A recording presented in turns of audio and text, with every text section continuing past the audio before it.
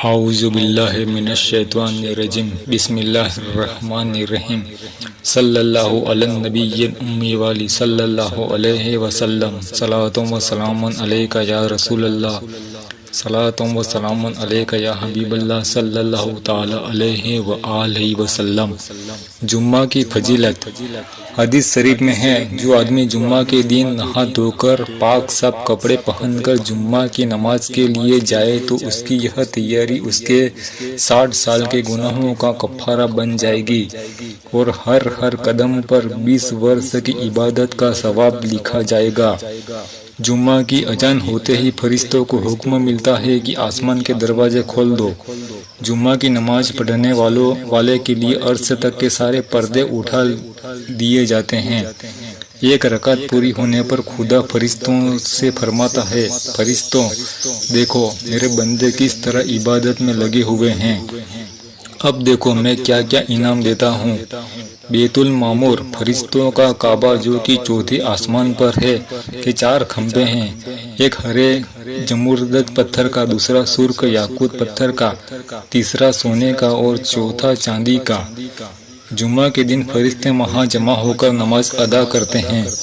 जिब्राईल अलैहिस्सलाम छत पर चढ़कर अजान देते हैं, मीकाईल अलैहिस्सलाम खुतबा पढ़ते हैं, इसराफील अलैहिस्सलाम नमाज पढ़ाते हैं।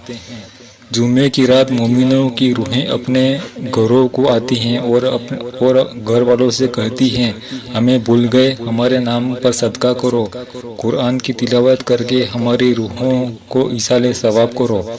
आज यह हाल हमारा है, कल तुम्हारा भी होने वाला है। रूहों को जब सैर करने की इजाज़त मिलती है तो सबसे पहले कब्र पर आती है। अपने बदन को मिट्टी में मिला हुआ टुकड़े बिखरे हुए देखकर दुख होता है। अर्ज करती हैं, इलाही क्या यही हमारा बदन है? जवाब मिलता है, हाँ यही तुम्हारा बदन है। मुसलमानों गौर करो, एक दिन यही हाल हमारा भी होगा।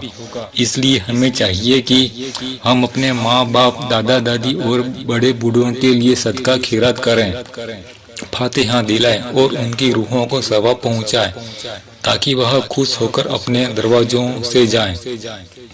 जुम्मा ईदुल मोमिनीन है, ईद का दिन, हफ्ते की ईद का दिन। प्यारे नबी सल्लल्लाहु ताला अलैहि व आलिहि वसल्लम फरमाते हैं, जिसने जानबूझकर बिना किसी शरई मजबूरी के लगातार 3 जुम्मा छोड़ दिया, गोया उसने इस्लाम से मुंह फेर लिया। हर जुम्मा को 3 लाख गुनाहगारों को खुदा जहन्नम से आजाद फरमाता है। जुम्मा के दिन दोपहर में गर्मी कम कर दी जाती है। जुम्मा के दिन मरने वाला शहीद का सवाब पाता है। जुम्मा की नमाज पढ़ने के लिए सबसे पहले मस्जिद पहुंचने वाले को ऊंट की कुर्बानी का सवाब मिलता है। हदीस शरीफ में है, जो आदमी अच्छी तरह वजू करे, वक्त पर नमाज अदा करे, अच्छी तरह से रुकू सजदा करे, ऐसी नमाज को फरिश्ते अर्श पर ले जाते हैं। नमाज खुद नमाजी से कहती है, खुदा तुझे दुरुस्त रखे, हर बला से बचाए। और जो आदमी जल्दी ठीक ढंग से वजू नहीं करता, झटपट नमाज अदा करता है, उसकी नमाज मकबूल नहीं होती। नमाज कहती है, अल्लाह तुझे भी ऐसा करे जैसा तूने मुझे किया। ऐसी नमाजें नमाजियों के मुंह पर मार दी जाती है। अगर आप चाहते हैं कि आपकी मेहनत का ठीक फल मिले तो अच्छी तरह से वजू कीजिए और इत्मीनान से नमाज अदा कीजिए। हजरत स्वाले फरमाते हैं, एक बार मैं नमाज जुम्मा पढ़ने के लिए गांव से शहर गया।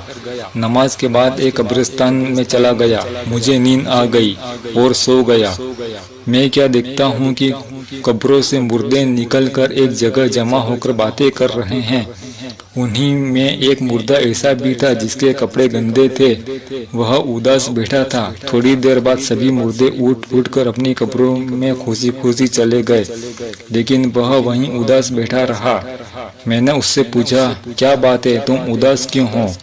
उसने कहा, क्या बताऊं, हफ्ते भर से मेरे लिए किसी ने कुछ सदका खैरात ही नहीं किया, जबकि दूसरे मुर्दों को हफ्ते भर का तोहफा जो उनके मिलने वालों ने दुनिया से भेजा था, आज की रात मिल गया। वह खुश हैं। मैंने उसके घर का पता मालूम किया और पूछते पूछते उसकी माँ के पास पहुँचा। उसकी माँ से सारा हाल बताया। वह बहुत रोई और मुझे 1000 दिरहम दिए और कहा, इसे मेरे बेटे के नाम पर अल्लाह की राह में यतीमों, गरीबों, बेवाओं में खर्च कर दें। मैंने सारी रकम खिरात कर दी। कुछ दिनों बाद मैं फिर उस जवान की कब्र पर पहुंचा, चंद सूरतें पढ़कर उसकी रूह को बख्शा और वहीं बैठ गया। नींद आ गई, सो गया। मैं क्या दिखता हूँ कि वही जवान सफेद कपड़े पहने खुश होता हुआ मेरे पास आया। सलाम करके शुक्रिया अदा किया कि आपने मेरी फरियाद पर ध्यान दिया और मेरी माँ ने मेरे लिए खैरात कराई, जिसकी वजह से आज मैं खुश हूँ। हमें चाहिए कि हम भी अपने खानदान वालों के लिए हैसियत के मुताबिक सदका खैरात करते रहें, ताकि वह खुश हो और हमारी औलाद भी हमारे लिए कुछ करें। सल्लल्लाहु अलैहि नबी उम्मी वाली सल्लल्लाहु अलैहि वसल्लम। सलातुम व सलामुन अलैका या रसूलल्लाह सल्लल्लाहु तआला अलैहि व आलिहि वसल्लम।